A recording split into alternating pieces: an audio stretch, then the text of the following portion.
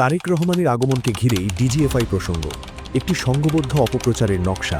গত কয়েকদিন ধরে সামাজিক যোগাযোগ মাধ্যমে লক্ষ্য করা যাচ্ছে তারেক রহমানের স্বদেশ প্রত্যাবর্তনকে ঘিরে একটি নির্দিষ্ট ধাঁচের পোস্ট ধারাবাহিকভাবে একাধিক আইডিতে শেয়ার দেওয়া হচ্ছে। পোস্টগুলোর ভাষা, থিম, সময় এবং বার্তার কাঠামো এতটাই সাদৃশ্যপূর্ণ যে এগুলোকে বিচ্ছিন্ন ব্যক্তিগত মতামত বলা কঠিন। এই পোস্টগুলোতে মূলত চারটি বিষয় বারবার ঘুরে ফিরে আসছে। প্রথমত, 2008 সালে দেশত্যাগের সময় ডিজিএফআই কর্তৃক অঙ্গীকারনামা চাপিয়ে দেওয়ার গল্প। দ্বিতীয়ত, তারেক রহমানের ব্যক্তিগত কষ্ট ও নির্যাতনের বর্ণনা। তৃতীয়ত, এই ঘটনাকে বাংলাদেশের 17 বছরের হারানো সময়ের সঙ্গে একাকার করে দেখা। চতুর্থত, বর্তমান বাস্তবতায় ভারত, ডিজিএফআই ও বিএনপিকে এক সুতোয় গেঁথে সন্দেহ ও ক্ষোভ তৈরি করা। এই চারটি উপাদান প্রায় একই ভাষায়, প্রায় একই আবেগে ভিন্ন ভিন্ন আইডি থেকে পোস্ট করা হচ্ছে। ন্যারেটিভের মিল কাকতারীয় নয়। একই সময়ের মধ্যে বিভিন্ন ফেসবুক আইডি থেকে প্রায় হুবহু একই বাক্য, একই উপমা, এমনকি একই ইংরেজি লাইন পর্যন্ত ব্যবহার করা হয়েছে। This is an extremely emotional moment.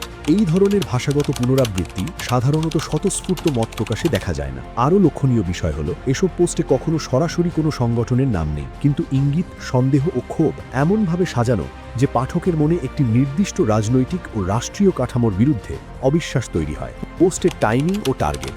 এই কন্টেন্টগুলো ছড়িয়েছে ঠিক সেই সময়ই যখন তারেক রহমানের রাজনৈতিক ভূমিকা আবার আলোচনায়, বিএনপির ভবিষ্যৎ কৌশল নিয়ে আলোচনা চুঙ্গে এবং সাম্প্রতিক কিছু সংবেদনশীল নিরাপত্তা ইস্যু যেমন হাদি ঘটনা জনমনে আবেগ তৈরি করেছে। অর্থাৎ আবেগঘন পরিবেশকে ব্যবহার করে রাজনৈতিক বার্তা ঢুকিয়ে দেওয়া হয়েছে।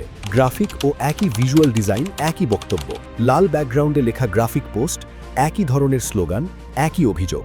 এসব ভিজুয়াল কন্টেন্টে ভারত, ডিজিএফআই ও বিএনপিকে একত্রে উপস্থাপন করে সন্দেহ ও ক্ষোভ উস্কে দেওয়া হয়েছে। মাঠ পর্যায়ের সমন্বয়ের ইঙ্গিত। এই ধরনের পোস্ট শুধু পরিচিত রাজনৈতিক মুখ নয়, বরং মাঠ পর্যায়ের কর্মী হিসেবে পরিচিত, ছাত্র রাজনীতি সম্পৃক্ত কিংবা অতীতে একই ধরনের ইস্যুতে সক্রিয় থাকা আইডি থেকেও এসেছে। এতে স্পষ্ট হয় যে এটি কোনো একক ব্যক্তির আবেগী লেখা নয়, বরং একটি সমন্বিত প্রচেষ্টার অংশ। উদ্দেশ্য কি? এই অপপ্রচারের মূল লক্ষ্য তিনটি বলে মনে হয়। 1. তারেক রহমানের প্রত্যাবর্তনকে মানবিক আবেগে ঢেকে রেখে প্রশ্নাতীত করে তোলা। 2. ডিজিএফআই ও রাষ্ট্রীয় কাঠামোর বিরুদ্ধে পুরনো ক্ষত নতুন করে উস্কে দেওয়া। 3. ভারত, নিরাপত্তা সংস্থা ও বিএনপিকে একই ফ্রেমে এনে বিভ্রান্তি তৈরি করা। সবচেয়ে গুরুত্বপূর্ণ বিষয় হলো, এই পুরো ন্যারেটিভে কোথাও যাচাইযোগ্য নতুন তথ্য নেই কোনো দলিল ভিত্তিক প্রকাশনা। আছে শুধু আবেগ, অভিযোগ এবং পুনরাবৃত্ত গল্প। পরিশেষে, তারেক রহমানের রাজনৈতিক ভবিষ্যৎ নিয়ে আলোচনা হওয়াই স্বাভাবিক, কিন্তু সেই আলোচনার আড়ালে যদি পরিকল্পিতভাবে বিভ্রান্তিকর, একমুখী এবং সমন্বিত বার্তা ছড়ানো হয়, তাহলে সেটি আর মত প্রকাশ থাকে না, তা হয়ে ওঠে অপপ্রচার। এই মুহূর্তে সবচেয়ে প্রয়োজন আবেগ নয়, তথ্য নির্ভর আলোচনা, গল্প নয়, প্রমাণ ভিত্তিক পর্যালোচনা।